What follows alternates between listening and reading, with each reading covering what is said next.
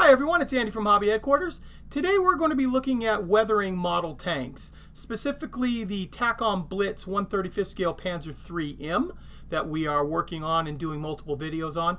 Today I'm going to try to do a little bit more in-depth look at some of the weathering basics that we're going to use on this vehicle, whether it be the rust on the side, the dirt, grime, things like that on it, and kind of show you a little bit more than we would be able to in the regular build video. So, let's get started.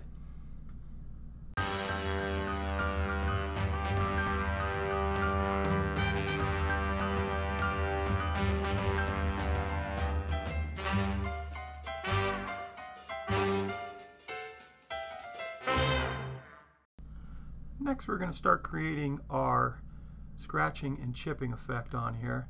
We're going to start out with the chips. We're using just a piece of torn off foam sponge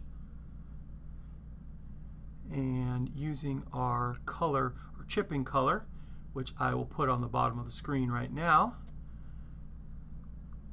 You're going to go ahead and start. And normally I would just use this by hand, but I'm trying to keep my hand out of the way of the camera so you guys can actually see it. A lot easier to do when there's not a camera in the way.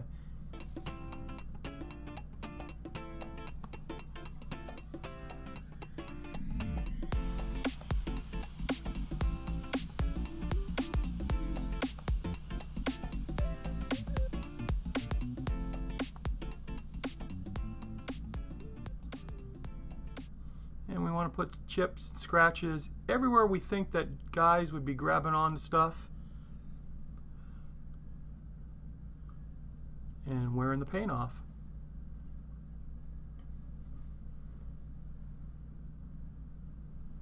Now we're also going to run a bead of it down the bottom of scratches and chips on it too, and I'm going to do that off camera so I can actually get in there a little closer and see better what I'm doing, and then we'll show you how we do some of the scratches. And the scratches can be done with the same color paint with a really fine brush, taking most of it out of it. And you can just start to create real fine scratches.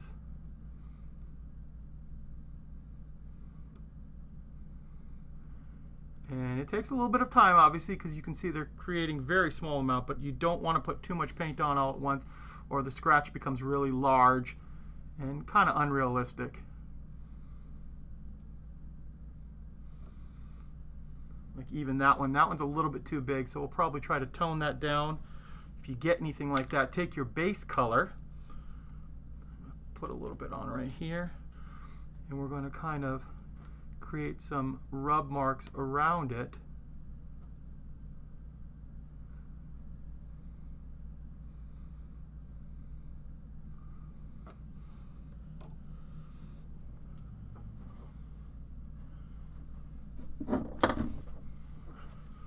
And just take a little piece of foam, kind of blot it a little bit to kind of blend it,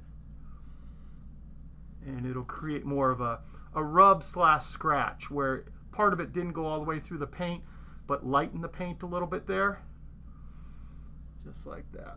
And then of course once we dull coat the entire thing too, it'll kind of blend all of that together. Now that we have that sealed in, we are using some streaking grime wash and putting it fairly heavy across just the bottom of this for right now.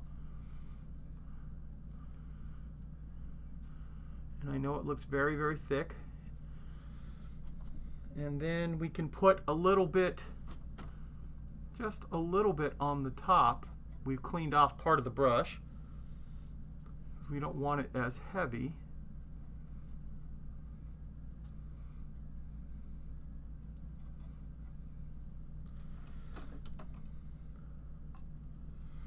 Now we're taking a fatter brush with a little thinner on it, and we're going to start to streak that down from the top here.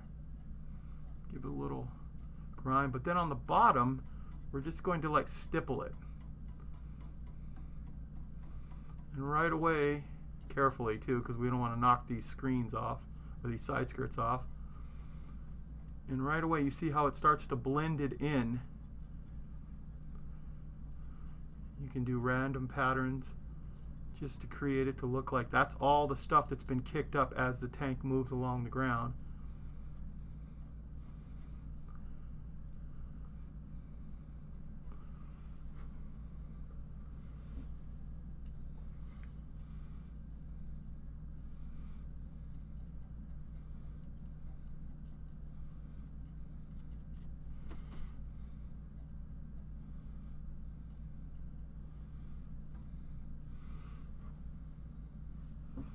And we can even kick up a little bit up in a few areas here and there.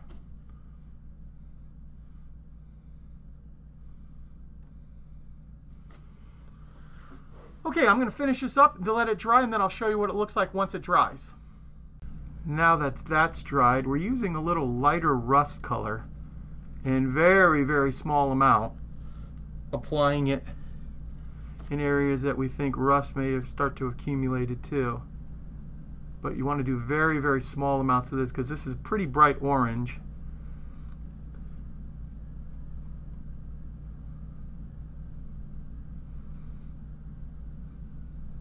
And just kind of work that into any of the areas that have extra wear on them.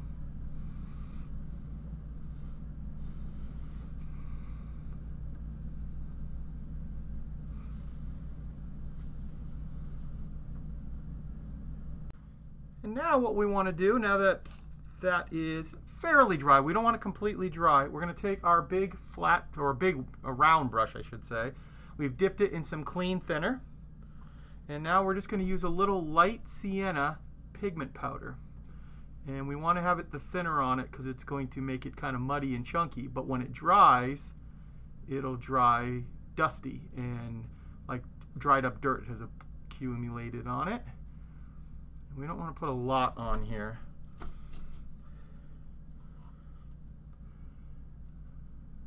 And remember, it's going to dry different than the way it looks right now. And we certainly want to start working on our tracks doing the exact same thing. We want a little bit of this stuff built up on the tracks. The same color dirt that would be on the screens is certainly going to be on the tracks and the road wheels.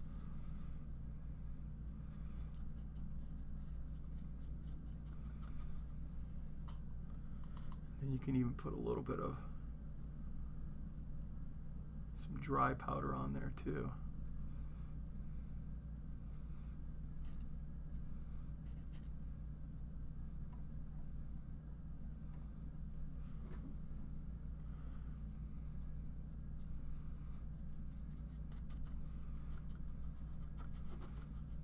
Keep kind of working that in there.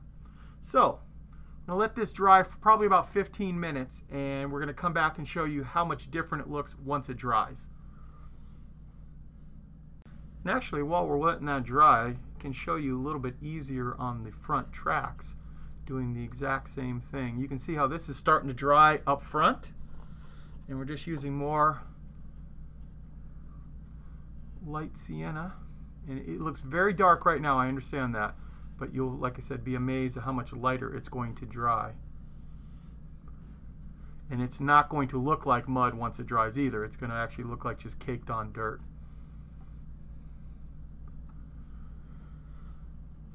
Okay, now that the pigment is dried, we take our big flat brush again and kind of just knock off any of the excess where it's looking a little too thick.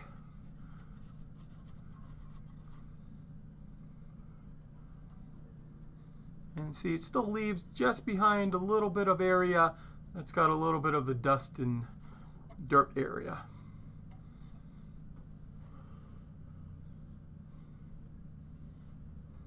And also want to clean it off any of the road wheels, just leaving behind a little bit of it.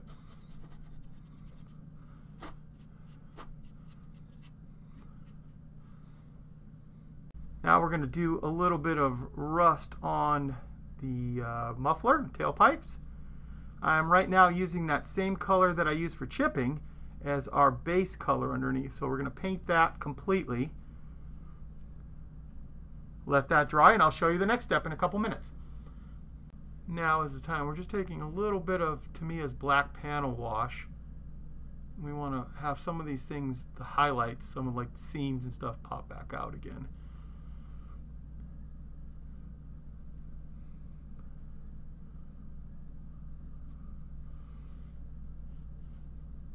And since we have the Tamiya black panel liner on, we're just going to go and highlight all the little nuts and bolts on this kit.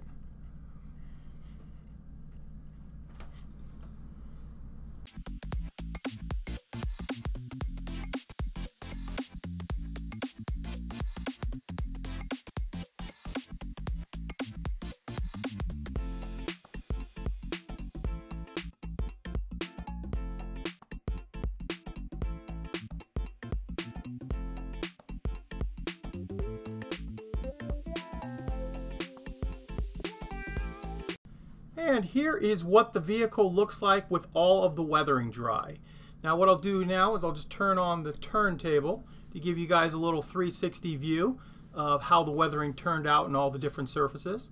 Now remember, this is the basics of how to. You can obviously use these same type of techniques anywhere on the vehicle. The lower the vehicle is, the more dirty and grimy and messed up it'll be, and as higher up the vehicle you go, it'll be a little cleaner.